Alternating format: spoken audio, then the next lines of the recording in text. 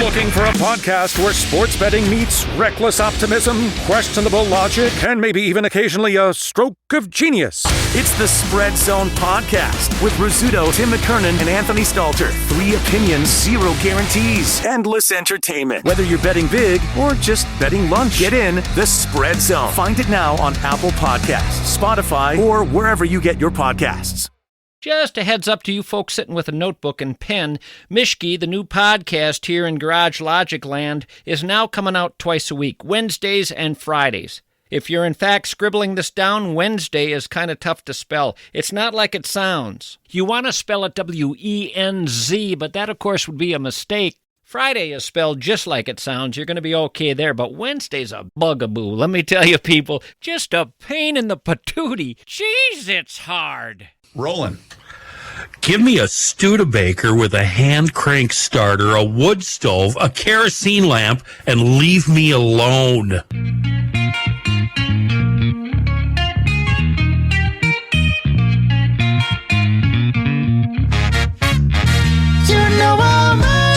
Hi, Bubba. Bubba? I have a note here to call you Bubba. I've been called many things in my life, but never Bubba. I just left myself a note a few days ago to call you Bubba because I figured you wouldn't like that. I don't. It doesn't bother me. I just don't really identify with it closely. I could call you Dummy. You could, which you normally do.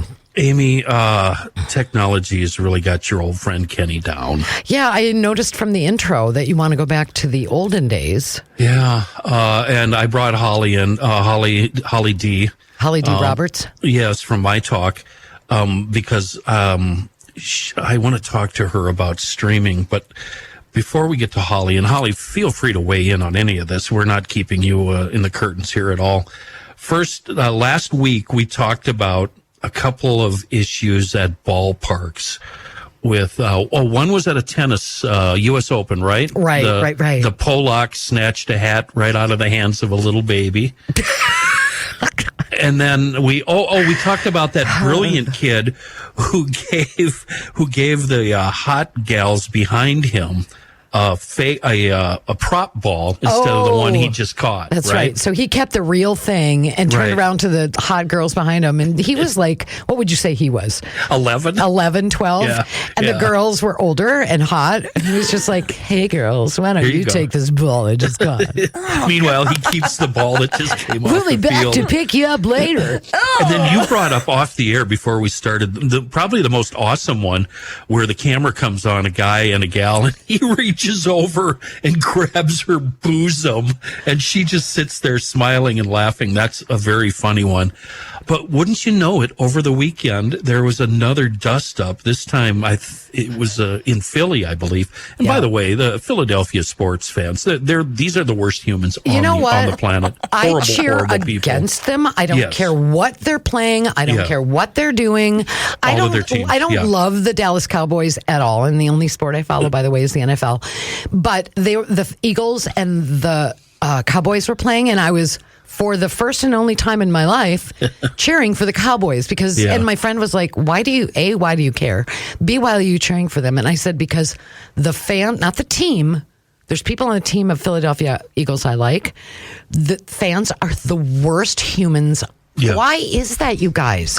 Why are Philadelphia people so angry? I think it's because they're so close to New York, and New York is such a better city. And they're bitter? I think so. An inferiority complex? Yeah. One time I'm sitting in, I think it was called Veterans Stadium in the middle of summer at a baseball game. I was in the area, stopped in, way up at the top in the outfield. No fan, nobody was near me within 30 rows. I was all alone up there smoking a heater. This usher, about 110 years old, stumbles straight up these stairs, and it's like climbing a ladder to tell me to put out the cigarette. All alone, all by myself. And there's no one around? No, nobody around.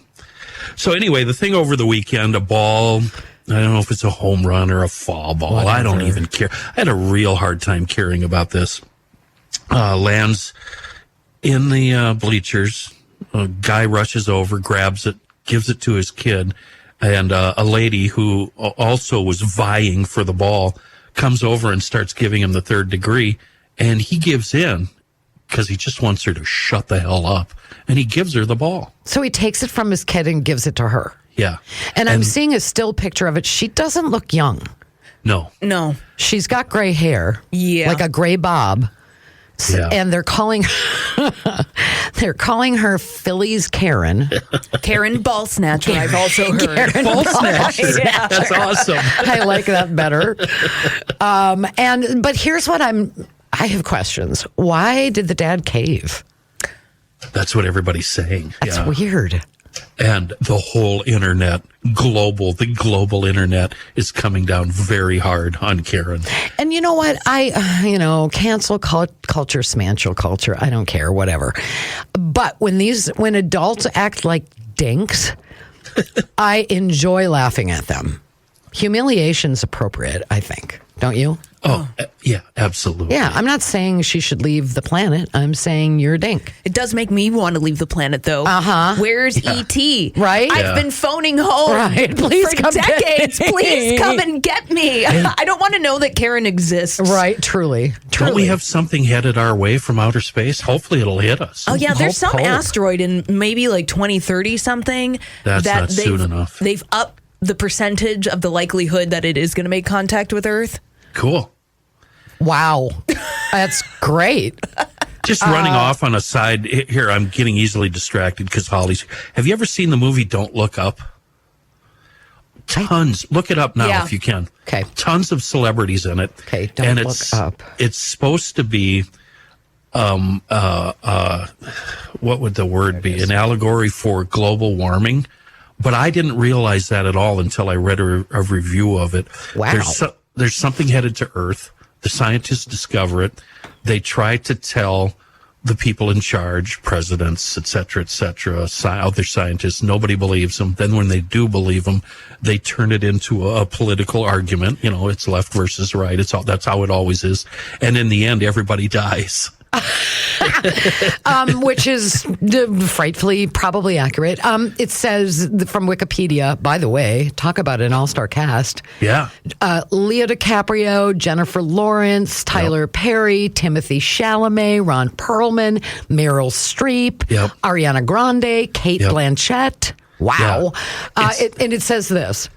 It tells the story of two astronomers attempting to warn humanity about an approaching comet that will destroy human civilization. The event is an allegory, according to this, for climate change, and the film is a satire of government, political, celebrity, and media indifference to the climate crisis. Oh, my God. It was such a wonderful movie. I really, really enjoyed it. And the end made it worth it because everybody died. The whole world died. That's so depressing. Yeah, but it's good. It's a good movie. I'm going to watch it. Actually, that sounds really good. And that's an amazing cast. Anyway, where were we? Oh, I was going back to, I did notice when I pulled up this tab on what the dad said specifically. Yeah. The dad of the kid who got the ball and gave it to his kid, but then took it away and gave it back to this lady, said exactly kind of what you said, Kenny, is I pretty much just wanted her to go away, is what he said. He said, still in disbelief that she walked down there like that. Yeah. What do you do? He was probably in shock. Right? I mean, I would be taken aback. Visibly shocked. Yeah. Yeah. It says, it said several fans, including Feltwell, that's his last name, scrambled to find the ball. He grabbed it, turned, walked it back to his family, gave it to his son Lincoln, hugged him.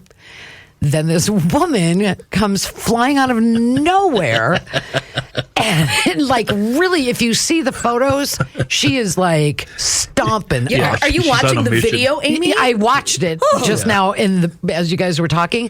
The guy goes, I was already ecstatic. Like I got Bader's home run ball and I get to put it in my son's glove. Then here she comes. She just screamed in my ear super loud, "That's my ball!" I jumped out of my skin and I was like, why are you here? Go away. But she wouldn't go away. I would have, if I was the dad, I would have taken that ball and thrown it back on the field. Go get it, you old nag. I just feel I just feel like if you're going to fight, and I've never been in a fight in my life, but if you're going to fight, like throw hands, it's going to be the lady that's trying to take the baseball from my child. that you're going to be in the fight with. Yes, not my child. Great, I'm going to be in a fight. With the mean lady. Oh yeah, because then Mama Bear mode comes out. I'm not going to punch her, but I'm going to threaten her real hard. I mean, maybe just like a light, I don't know. Yeah. I'll hiss at her. Thank you. Yeah. Like a cat. Now you'd be a dirty fighter, right? You'd kick to the baby maker. Have you been in a fight? Never. Like a fist fight? No. My Mars No. is in Libra, guys. I'm peace I'm and a love, Sagittarius. okay? I'm all about I don't know what any of that means. it means we're nice and you're not. Have you been in a fight? Oh, of course. I'm a guy. All guys Well, have how been many in a fight. fights? I don't know. A few. Nothing memorable, but About, like, for why? Oh, it's so long ago. Stupid reasons. What was her name? Well, anyway. I imagine Kenny Chris being knows. more... I think it was about who got whose beer. I don't know. I see, an oil keg with a fire in it, and you're down by the train tracks. Yeah, and somebody was hogging your heat. Yeah, somebody took the can of baked beans, and it was the last one left. And somebody stole your cardboard edition you put on your house. The only thing memorable about the last one is the guy's face somehow met my fist, and my middle finger started bleeding right here. And when it stopped bleeding, I developed a wart, and I had a wart. That's God's way of punishing you, I think. Isn't that weird? I think it's... And I don't think I've been in a fight since. That is really weird, actually. Yeah. You never had a wart before, and then you grew one on the place that you right on the knuckle, right where that wound was. But me being a doctor and a surgeon, I removed the wart all by myself. It went well. Oh, no compound W for you? You just nodded off with your teeth? Basically, it was with a fingernail clipper, but same thing. Yeah, I cut it out. Oh, my God. Hold it. You had a wart. Yeah. Okay, I'm sorry. If you're listening to this right now, hit pause if you're eating or drinking or anything or living. Okay, you had a wart on your finger. Yeah, and you cut middle it finger, off knuckle. with a nail clipper. Yeah, I pulled it. And when you pull it out of there, it's got like a little core, and there was a hole. It left a little hole there. It was pretty cool, actually. Nope. Is he done? Yeah, I'm done. Holly's he done? Yeah, he's done. Okay. That is the most disgusting first part of anything I've ever heard. Are we done? Oh, you know what? We're not done. I want to talk about last week. Wow, Amy, what a response. To what? Us, we talked about how we're getting a divorce. Oh, yeah, because... nobody wants you to leave. Everybody disagrees with you. They say that you are actually perfect for this show and for the listeners. I got a lot of friendly emails and messages that I'm not going to mention. If you send me hate mail, I will read it word for word. But if it's going to be nice and positive, yeah, he doesn't like that. I'm not going to read that. It clashes with his self-image.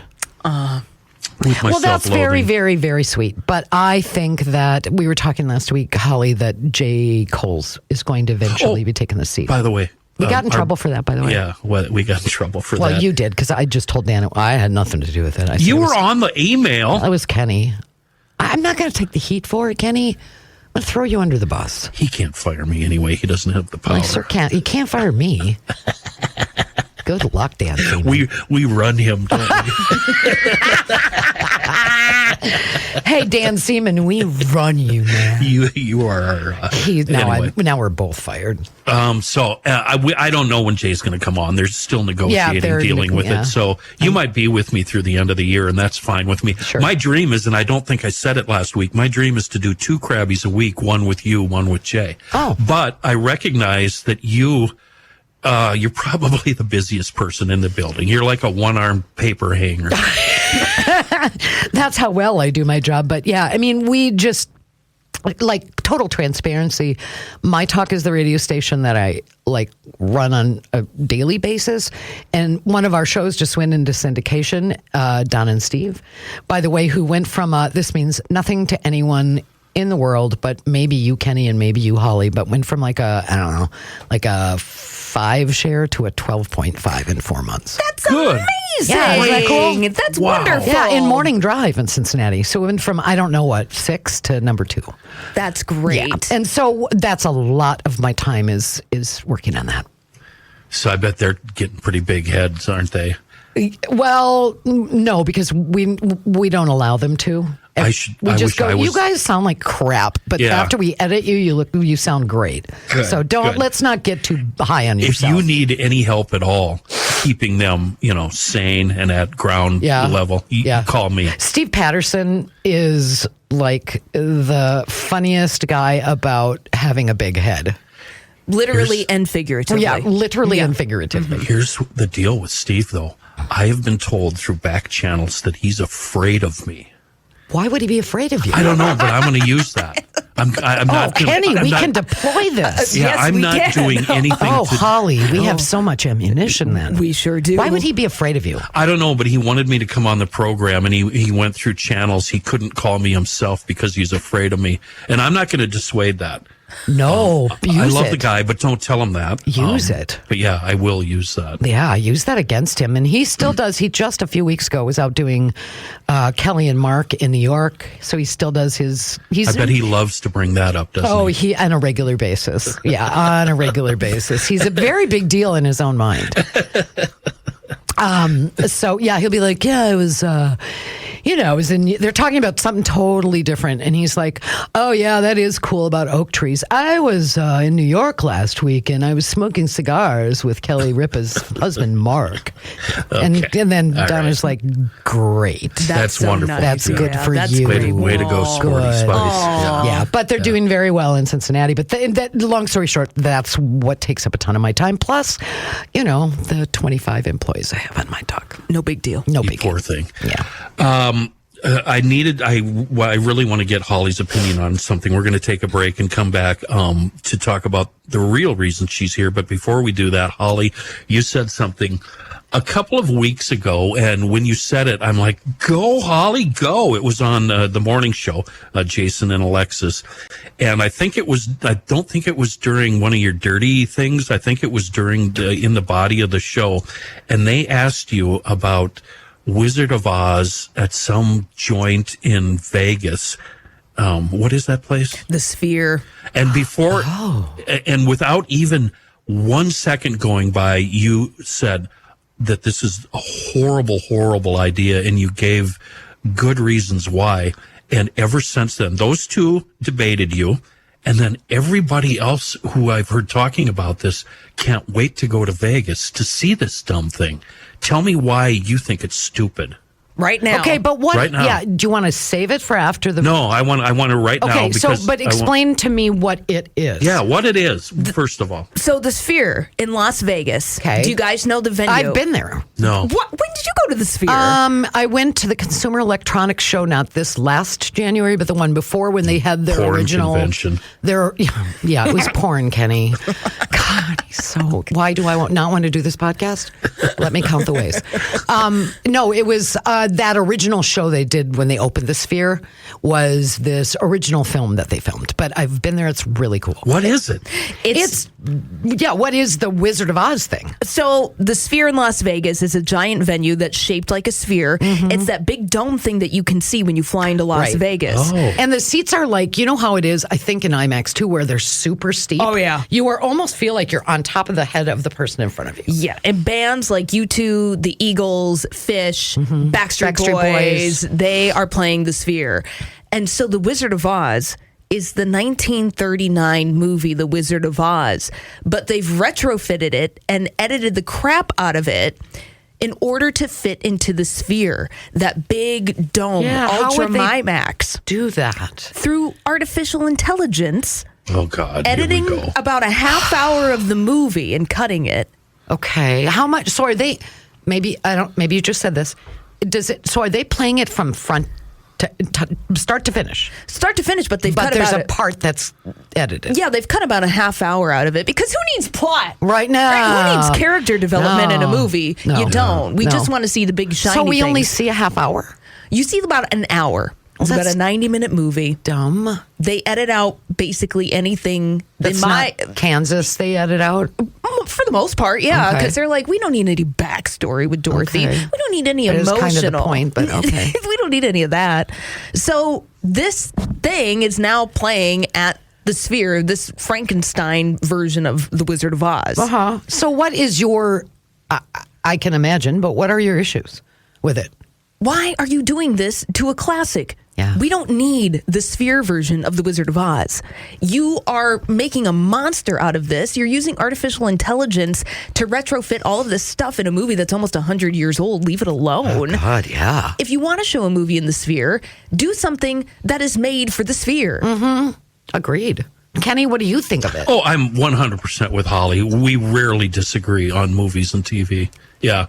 You just delighted me so much when you said that. And it seemed to me like it fell on deaf ears. Why are Jason and Alexis for it? Do you remember? My guess on that, Amy, is people just want the experience of going to this sphere and they don't care what they're watching. Okay. That's my guess. Holly, what do you think? I think that people aren't particularly precious about what they see and are not maybe deferential to history or art or anything like that. Why do we have to do it with this movie? It's a piece of cinema. It's art, and you're putting all of these artificially intelligence retrofitted things so it can fit into the sphere. I was just going to ask you. So when you say that, the film is this wide. Right? Yeah. But the sphere is almost like IMAX in the round. Right. Right? Yeah. So they have to add, I'm guessing, you tell me, they have to add portions to the right side and the left side to fill in what's not there. Is that correct? That's correct. Okay. And you only see the actual movie. Maybe it fills up about a third of the sphere. Sure. So the rest of it you have to fill with sky. Sure. You have to fill with Oz that seems or Kansas. Like it's going to be way out of proportion. Yeah. Right? And you're stripping it for parts. Wouldn't it? Okay. If you do that, that means the original film that's in the middle of it is small. Too small for the sphere. Right. You're filling in the other parts on the sides and the top and the bottom. But that means that the people or the characters and everything going on is going to be tiny in comparison to their surroundings. Yeah, the ratios are off. Right. And you're also manipulating these people who no longer have a say in how they want to be portrayed on screen. Because you know why? They dead. Spoiler alert. Judy Garland died in 1969. Victor Fleming, the director, hasn't been around forever. But the rights of The Wizard of Oz is now owned by Warner Brothers. And so these mega corporations are going back into the vault. They want to exploit their IP, their intellectual property. Sure. They're not seeing The Wizard of Oz as a standalone movie masterpiece. They're seeing it as parts that they can exploit for cash. Well, and even if they did, in their heart of hearts or their head of heads, say it's a masterpiece, we get it, they can't monetize it in a regular way. No. You can't put it in theaters and think people are going to flock to go see it. So they're doing this. Otherwise, it's a property, but they're not making any money on it. Well, yeah. Well, then the Sphere is making money. And well, now, because apparently people are going to The Wizard of Oz, and this is getting butts and seats, there's a report that Disney is in talks with the Sphere to put Star Wars in the Sphere. That actually makes more sense to me.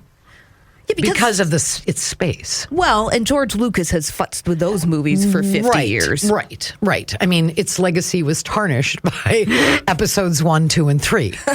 We won't speak of Jar Jar Binks here, okay? In my view. Don't. But I don't. The Sphere is really, I mean, as a venue, it's cool. And the Backstreet Boys, by the way, the most recent group that's played that, is crushing it. They're making millions and millions and millions and millions of dollars. 50s, maybe. I think. Yeah. Jesus. Yeah, but here's the thing. They can do a show for a week or 2 weeks or whatever. They can then go do something else, come back a few weeks later. It's just a screen behind them. There's no set to build. You pay the money up front, a couple $1 million. I think it was $7 million initial. I don't like that. I don't like that. I know. To make the original graphics for it, but then they can put it up and take it down with the push of a button.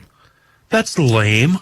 Remember all the concerts you went to in the 70s and 80s with the huge sets? Yeah. Van Halen with a wall of speakers. Or I think it was Kiss that had a tank. Or the stupid Rolling Stones with that big, what is it, a tongue that comes out? Yeah. That's all cool. So that's all gone now? And you we know have what, just Grandpa? a dumb screen? I'm sorry to tell you this, but Here we remember go. when phones used to be, like cell phones used to be in a briefcase in your car? This actually brings us to the next topic. And, I think you guys are going to have a field day with me. I am so angry at technology at this point. Oh, my God. All technology has done is harm us. It's taken us back to a time that didn't exist, that was more Okay, we'll get to that in a second. But first, I want to talk about DennisKirk.com. If you need any kind of parts or accessories or apparel for bikes, snowmobiles, side-by-sides, wheeler, whatever, DennisKirk.com, always the best way to acquire those goodies. Not just aftermarket candy, too, but replacement parts that are usually, if you know how to shop and you know what brands are good, they're better than the OEM parts. And when it comes to apparel, boy, I don't think anybody can beat DennisKirk.com. A huge selection of everything for every season. They've been around since '69. Over 185,000 parts in stock right now. If you need it, there's a darn good chance that DennisKirk.com has it. And it doesn't matter what you're looking for, if it's a sled, a motorcycle. Well, I said that already, you know. Before you go anywhere else, get to Dennis Kirk. We get same-day shipping on orders placed before 6 p.m. Central. Orders over $89, always ship for free. And don't worry about any fitment on clothing items or helmets. You can get free returns on all of that stuff. Whatever and wherever you ride, DennisKirk.com has the parts and accessories you need. Go to DennisKirk.com. With every new technological advancement, the ease of operating things, doing things, functioning takes a step back. That includes software updates, phone updates, laptop software, you name it, gas pumps, websites, everything. Holly, you and I have experienced this together off the air the last 2 days in a row with my link. And our engineers, by the way, brilliant, great guys, have set up a thing where I use now the same channel to talk to Jason and Alexis that I do to talk to this show or Garage Logic, right? And the computer does all the switching, except for the last 2 days. And it's dreadful. I have to get Adam out of bed. Holly has to run back and forth dealing with this bullshit when she's got a show to produce and she's on the air and she's got to deal with all of this nonsense, and it's all technology. I swear to God, life was a lot simpler before all this technology took over. Holly, how do you feel about that? Well, it was a pain in the butt, but that's okay. We deal with it. But I'm thinking, we're using the example of radio and how easy and intuitive working the technology of radio is. And I think back to when you guys were doing individual carts on songs and doing everything manually. How hard and just time consuming that must have been. We were talking into rocks. We had rocks for microphones. Oh, God. Listen, Amy, remember in our day when we wanted to, and we're on the air. We're on the air. There's either a song or a commercial on the air. We take a call. Yeah. We record that call off the air. And there's maybe 10 to 30 seconds of nonsense we don't want on the air. On reel-to-reel tape. On a reel-to-reel tape. We mark it, we cut it, we splice it back together. Yep. We put it on the air. And if you're good, that's a 45-second problem. Right. And you're done and you get it on the air right away. Yep. That call's maybe 3-4 minutes old. Can we do that right now with this technology? Oh, God, yeah. I mean, we could do better than that. Fast? You could do, there's a thing called, doesn't matter, but it's called a Vox Pro that you can... There's other things that are even more advanced that will be upon us shortly. But there's a Vox Pro that's it's a digital version of that, Kenny, where you just see the waveform and you go, I want to start there, I want it to end there, and then I'm going to put that on a button and I'm ready. So there are those advanced. I wouldn't get involved in syndication the way we're doing it if digital editing didn't exist. Oh, how could you? It would drive me insane. How could you make a show like that every day? You absolutely couldn't. But here's the other thing, and I'm going to ask you to go on a trip in your mental journey. Okay, I'll close my eyes. So imagine I'm doing a request show from noon to 1 on Cool 108, a fictional radio station in a fictional town called Minneapolis, St. Paul. Sounds wonderful. Okay, in a fictional year called, 1991. My name is Dan Donovan. Your name is Dan Donovan. You do the afternoon show. Yep. But I do the 9 to 2 maybe, or 10 to 2, whatever it was. So I take calls from 10 to noon that I can play back from noon to 1 as requests, right? So imagine it is a reel-to-reel tape. So 2 giant circles of tape on a machine. I'm taking the calls, and then you know what we did, what I had to do, and what everybody would have to do to mark. So I might have 20 calls on that I have to roll tape on and take them, right? So let's say this person wants to hear, I don't know, P.S. I Love You by the Beatles. Then I would say, great. And then I'd edit it up, and I would put a small piece of torn notebook paper into the reel-to-reel physical reel-to-reel and roll it past that so that marker was stuck in the reel-to-reel tape. Yeah. Here's the problem. You have to go back in order, or all your pieces of paper fly out. Oh, God. Right? So you can't go to the first call, then the 7th call, then the 2nd, and the 10th. You have to go backwards. So that was the olden days, and we lived in log cabins, and we got water from the river. And I'm sorry that we're keeping this in radio. Maybe we shouldn't. Maybe I agree. And I think Reavers can back me up if he's paying attention. And Holly mentioned cart decks. So when I was running the board, I had 6 decks. I could play 6 things. Each one of those had a channel on my board. Yeah. So like if I did an 8-cart open, and I had 8 elements, I'd go 1, 2, 3, and then while I'm playing these over here, I'm pulling carts and I'm putting carts back in. You guys can't do that now because you have 2 channels. No. You can't mix. You can't run cart 3 wide open. You couldn't and run cart 6 4 carts low. all at once. No. You could then. But to bring it back to consumer level, those carts were essentially 8-track tapes. That's what those essentially were. Yeah. They were 2-track 8-track tapes. Yeah. But that was the shape of them. But to talk about technology, and let me see, I'd be really interested. Holly, you're younger than I. Kenny, in his mind, is 30 years older than I. Mm-hmm. Here's the evolution I've gone through, and I wonder if it's universal or if it's maybe I'm just getting too old. I love technology. I've always loved technology. When the iPhone came out, I thought it was great. I love Mac computers. I love streaming. I had one of the first Apple TVs. I love all that stuff. But the more that time has gone on, the more I start to feel like, I'm getting to the point where I don't care about the new stuff, because it's like my hard drive's full in my head. I don't want to take any more on. Perfect analogy, right? Amy. Yes. I can't. But then on the other hand, I feel like we are so far past the Rubicon. We've gone so far over the Rubicon that I find myself glad that some conveniences exist because of technology, but also saying these words probably, and I'm not exaggerating, 15 to 20 times a day. Oh, come on. Yeah. Are you serious right now? Yeah. No, I mean, just, voice to text. Do you know what my talk is turned into when you voice to text? It's not good. No. When you put I say to the mic phone, hey, have you experienced my talk? Yeah, it comes out my swimsuit area. It'll say my swimsuit area. Yeah. What? Yeah. Do I have to say it out loud? Are you going to make us say it? Because we'll do it. Please. No, let's not. Jenny no, let's not. Listening. Jenny might be listening. But you can imagine. Rooster. Thank you. Yeah, I got it now. I got it. Okay, something a doodle do. Yeah. Thanks, Howard. Totally. It's just so many times a day. For instance, and then I'm going to stop ranting, and I want to hear your all takes. My phone in my car, there is a thing I put it on, so I'm hands-free, right? It's a little cradle.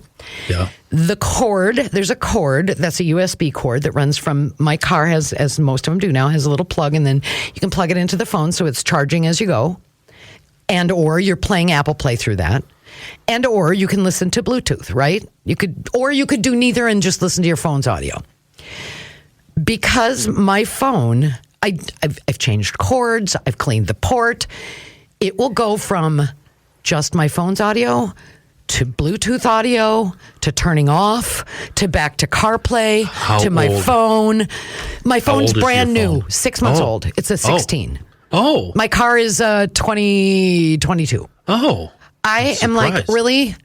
Yesterday I was on my way home and I was like, You're proving my point, Daniels. I know. I'm taking a turn in my life. I don't know what's happening. I mean, what, Holly, I know you're techie. Not like you're tech, but you are aware of tech. She has more patience. They have more patience. This generation has more patience than we do. They're willing to work through it. That's my They don't have a choice. Looking in from the outside. Yeah, you turn it on and turn it off again, Kenny. That will be my advice. And 99% of the times when we're talking, I'm like, I'm going to reboot you. It's going to be fine. Yeah, it's going to be good. Yeah. Convenience, and it's just the interface, and it's the way that things work, and you're so used to it. So in my professional life, I've always used an iPhone.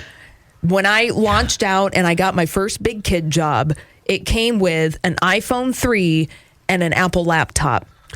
So, I know, big leagues, man. Moving on up. Yeah, and using the iPhone was just saved my butt time again. So I will always go with that convenience. Mm-hmm. That being said, you got to be responsible with your own relationship to technology. I delete Instagram off of my phone on the weekends. It's like literally delete it? Yeah. And then reinstall it? Yeah.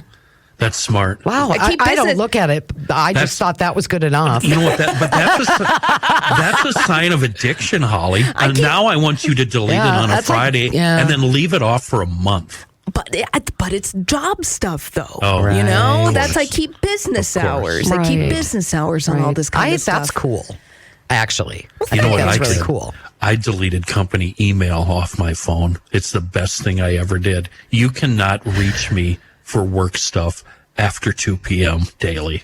You also live in Kathmandu. I mean, I don't even know where your house is. Yeah, where's your bunker? Listen to this now. And here's where every fall I help a friend harvest. I drive what's called grain cart, a nice, really nice, beautiful new John Deere tractor. Beautiful tractor, big. If that tractor breaks down, Mike cannot hook up his laptop and get a reading or figure out what's wrong with it due to proprietary licenses with John Deere. If he wants that tractor fixed, in the old days, he would fix it himself. He'd get out the wrenches, whatnot, and fix that tractor. These days, you can't do that. John Deere will not let you fix that tractor in the field or at home. You have to call a service tech to come out. We're talking thousands of dollars. Or you have to figure out a way to get that tractor on a flatbed semi, a lowboy, and drag it off to the dealer. Every single second counts during fall harvest. That's kind of ridiculous. Yeah. That's where we are with technology. Well, and that's that subscription-based proprietary business model. It's why I was like, I'm not going to get a Peloton if I have to subscribe to this every month. Right. Leave me the bleep alone. Give me a dumbbell and then let me go off in the woods. Right. Exactly. Okay. I got shoes. I can walk. Thank you. Right? You're such a pro, Holly. That's exactly where I want to go, subscriptions.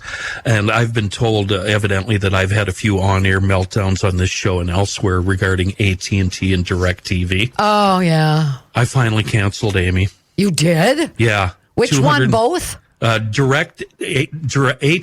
owned DirecTV. Right. And evidently now DirecTV is on his own. Anyway, it was $228 a month, plus a $12 late fee that I've had for 6 months that I will not pay under any. Totally get that. The reason there's a late fee is because my bill is due on the 25th, but I just got this bill on the 24th. I wrote a check, I sent it in, you got it late. That's not my problem. Nope. And I will not pay. I will go to hell before I pay them that $12. You know what's so funny? I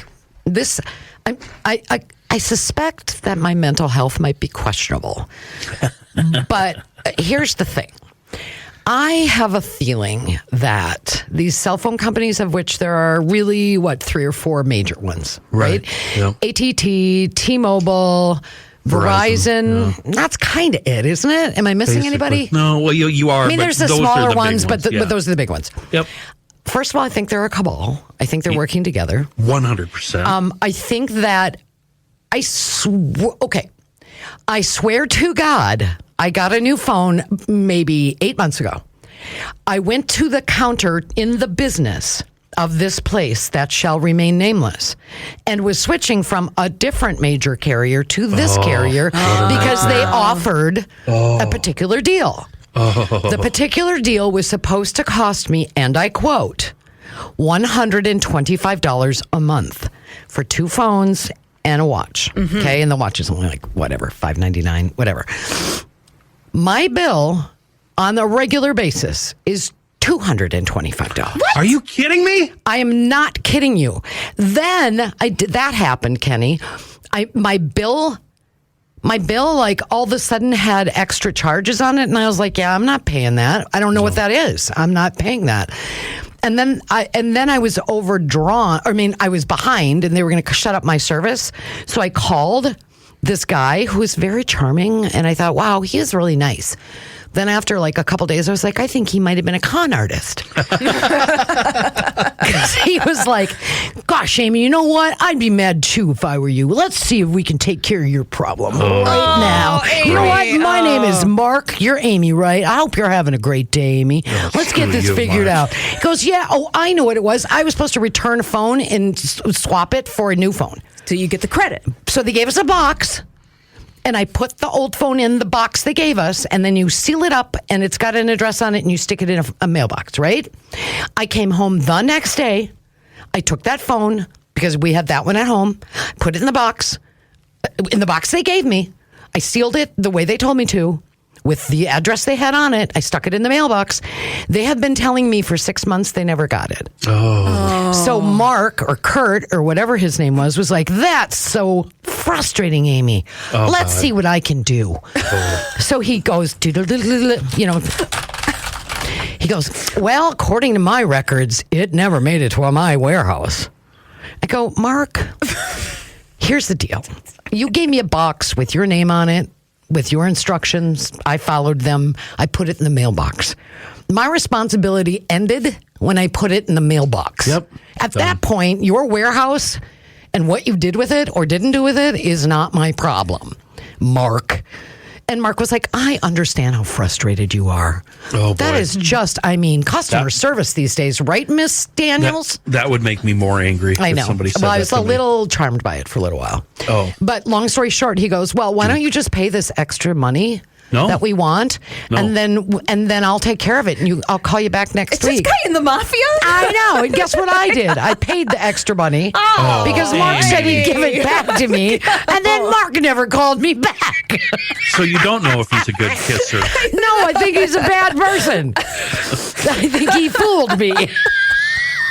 So, did you send your phone to the Bada Bing? I just, New Jersey. But like, how is it possible that you can take a phone and put it in a box that someone gave you with a thing that said, "This is my address," and then you're held responsible because they don't have it?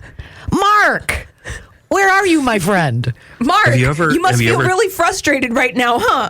Have you ever tried to cancel a service? Oh God, it's unbelievable. So I'm on the phone with DirecTV, and it was a good 30, 35 minutes. And like I said, my bill's up around $228, almost $230. They offered me, their words, they said, well, we see you've been a long time customer. How about $160 a month for the next year? Okay. Why did I have to call you to get that? Why didn't you just do it? This is a game you have to play, Kenny. I'm not playing that game. Well, any kind of subscription. It's a newspaper subscription. Right. It's an app subscription. You go and you cancel. Oh, well, you go through the steps. Well, we don't want you to leave. How about we offer it for you for $1 a month? Right. Will you still stay? Or cancel the app and then come back, and then you get the intro rate, and then you get it for a year. Right. Okay. You're right, though. I mean, doesn't that... It's so... I don't know if they understand that when you've been charging me $200, in your case, Kenny, $28 a month for... Let's just do round numbers. For 10 months, that's $2,280. How'd you do it that fast? Wow. Because I'm just super smart. Okay. But then they just offered to basically... give you back $1,200 in the next year. Yeah. So what's it worth? What's your service actually worth? I told them, I don't care if it's $6 a month. I am done with you. I hate your service. You're a horrible, horrible company. I say all these things, but I don't swear and I don't raise my voice because I know they're recording it. So I make it quite clear how awful they are as human beings. So I finally... But in a nice way, right? Yeah. And so in the house I live in, I have, what do I have here? Fiber optic in the office. Okay. But I didn't have it in the house I live in. We just use our cell phones. We use cell phone, what's it called? You know what I mean. Sure. No internet, no Wi-Fi. So I had the... Cellular? Cellular data. Thank you. Gotcha. I'm trying to keep up here. I'm old. So I had the installer out to hook up the Wi-Fi and the fiber optic, and he was there, and he told me that DirecTV dishes will be discontinued within 2 years. They're going to streaming. And so they're going to be selling these dishes and these boxes for the next 2 years, or I shouldn't say selling, giving them to you if you buy their service, right? Right. But eventually they're going to stop, and in order to have DirecTV, it's just going to be an app. Well, I'm actually surprised that they're still using the dish. And so I get this hot stick damn thing, which is an Amazon product. What is it? Fire Stick. Same thing. And or hot stick. And hot stick is stupid and extremely user clunky. There's no quick bopping between channels. No channel numbers. Channel numbers are gone. You can't sit there and watch 4 different programs at the same time. They're slow to go to apps. YouTube, if I go to my YouTube subscription channel and start watching a show, but I want to tune away to see something else, I have to start that show over at the beginning. It doesn't leave off where I just watched. There's no local live TV.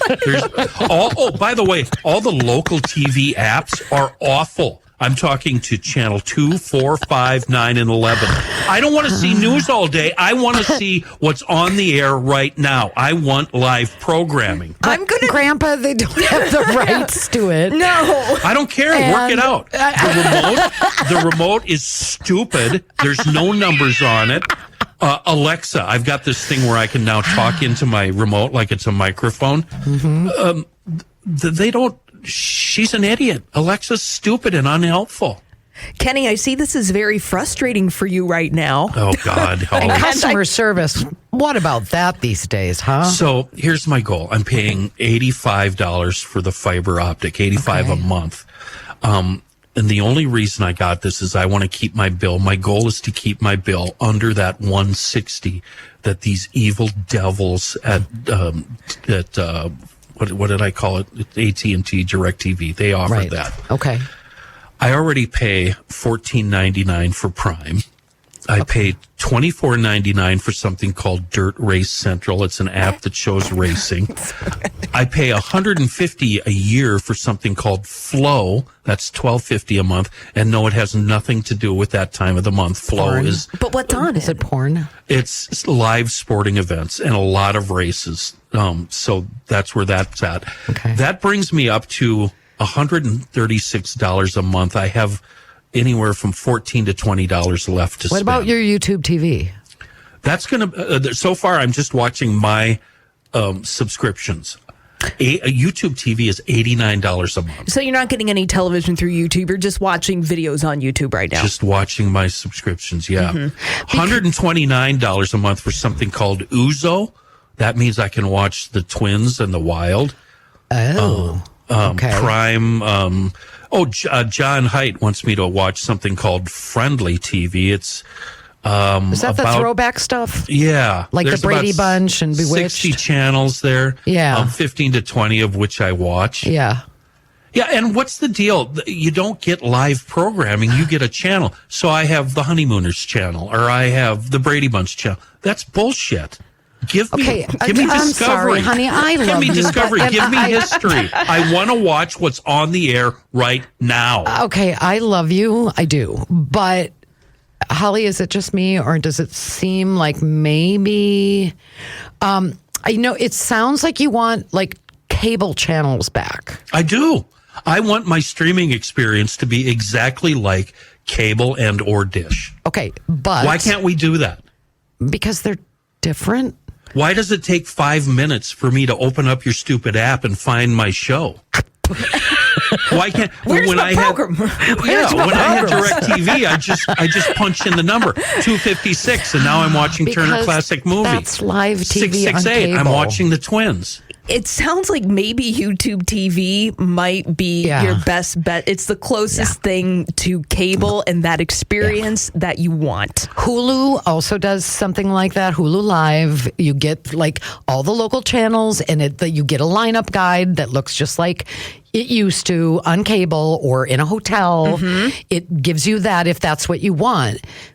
But what's live is also going to come with a lot of commercials, and I don't know that you'll be able to pause it or fast forward or back or start over. I don't know. I want to switch between shows. Okay. Do you have bunny ears, Kenny?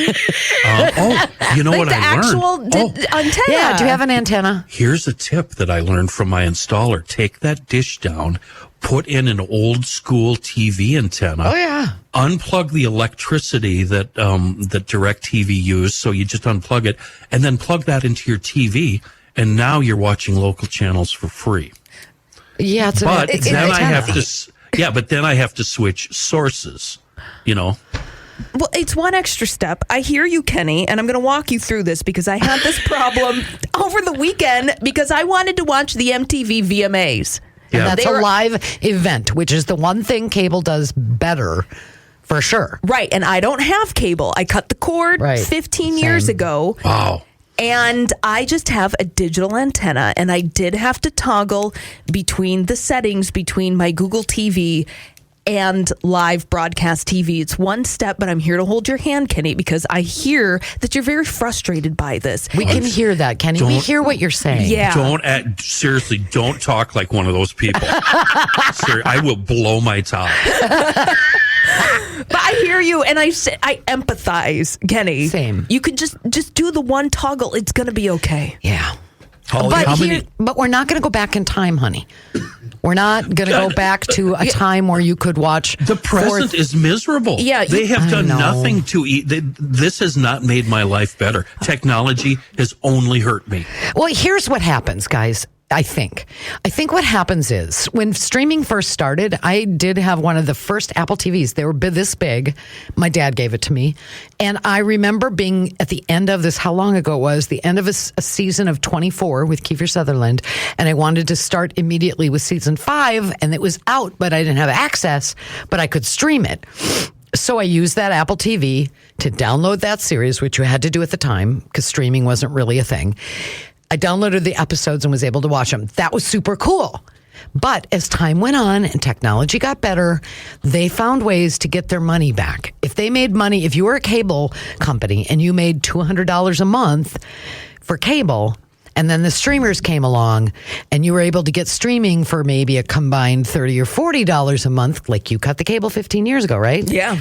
They all found a way to get that money back, didn't they? Oh, yeah. And now you're back to spending what you did. Right. Because eventually it'll all get remonetized and we end up spending the same or more. Right. Mm-hmm. Holly, how many what do you have? Let's see. Netflix, Prime, Hulu. What is your main Apple TV Plus. Apple TV, and that gets you a lot of channels, right? No, that's just Apple TV Plus. That is only the standalone streaming service. Do you get Hulu Live? No. Do you have any of the ones that give you full access to local channels? No, I don't. Oh, that's why you use the antenna. I use the antenna. Okay. And those are like $20. You go to the big box store and then you plug it in, and that's the way that we can watch football in the house because we're not big sports people. But if you want to watch a game, more than likely it's going to be on a local station. Yeah, exactly. Have you guys heard of something called the VC box? No. This is something that runs on, what's the other kind of phone that's not Apple? Android? Samsung? Yeah, it's Android technology, initially made for phones, but now being used at home. You pay about $399, $350. You can order them online, and it's all legal, and you get absolute absolutely everything out there for free.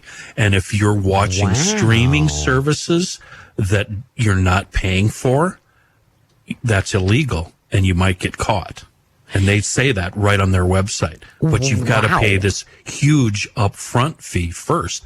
But I've been talking about this off the air, and GLers have heard it. And I keep getting this recommendation that the VC box is made for me. I'm scared to pull the trigger on it. And if you, by saying, I looked it up as like the letter V and the letter C. It's actually the letter V and SEE. Yeah, or any combination. Yeah, it'll work though. But here's what it says. A smart media player that runs on the Android TV operating system, providing access to streaming apps like Netflix, Prime Video, YouTube, as well as live TV and on-demand content.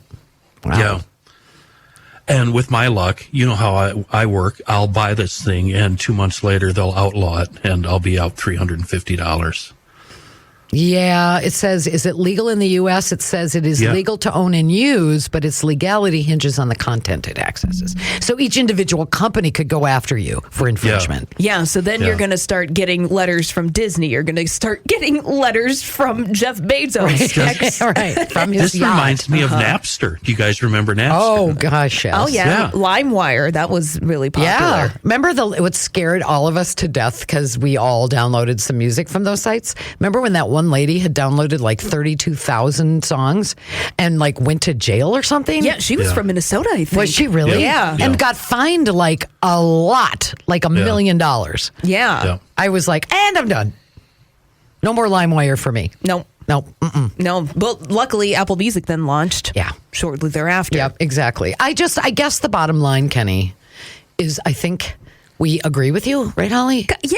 That I love tech, but I think it's gotten to the point, I will say, side note, slight allegory or whatever, I think social media has ruined the world. Oh, yeah.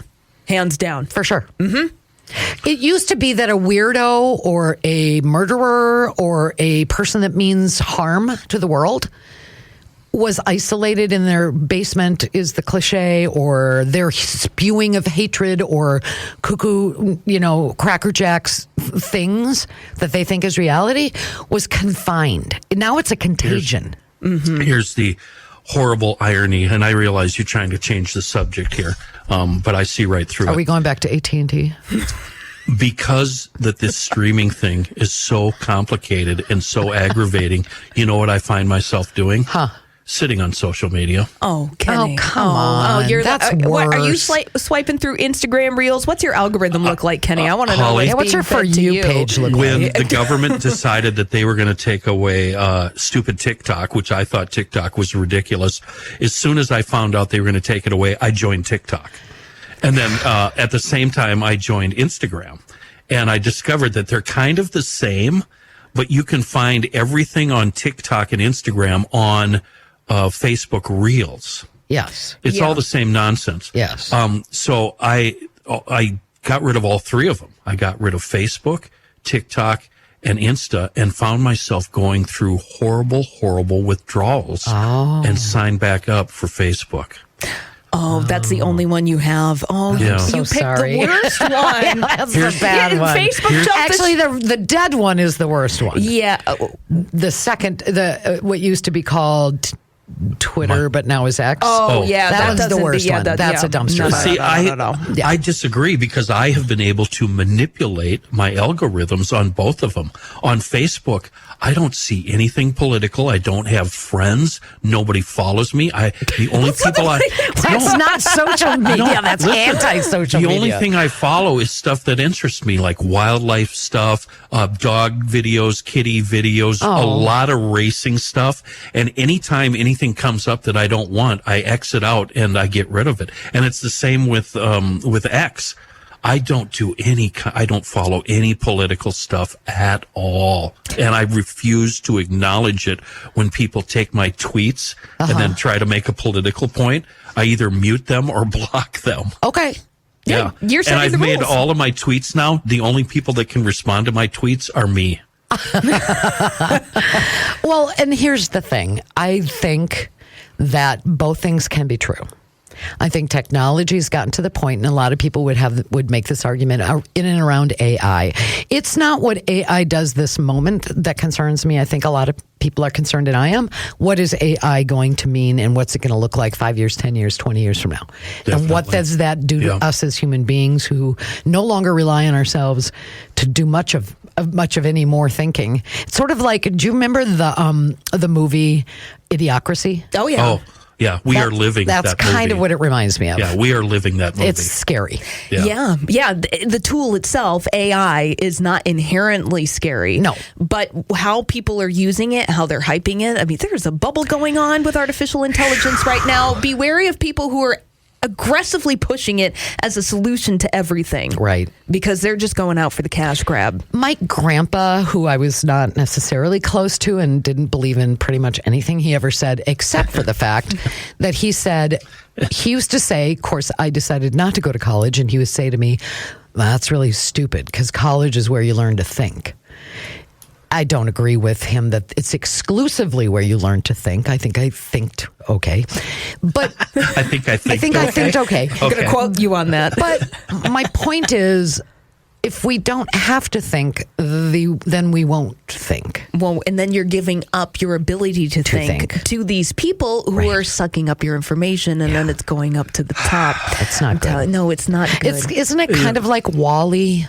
It is. Like all the fat people floating around or big guys floating around on the things, watching TV all day. Yeah, and drinking their big gulps. Yeah. Oh, that's such a good movie. Holly, and Amy, Holly, you really disappointed me today. How so? Do you want me to? I can tell you where I jumped the shark on Facebook. It's when I got into an argument with Donnie York from Sha Na Na. Tell Kenny that story, because she did get into a big argument. Yeah, I did. It was about politics. Oh, of course. And is he what he? I can't remember. How did that start?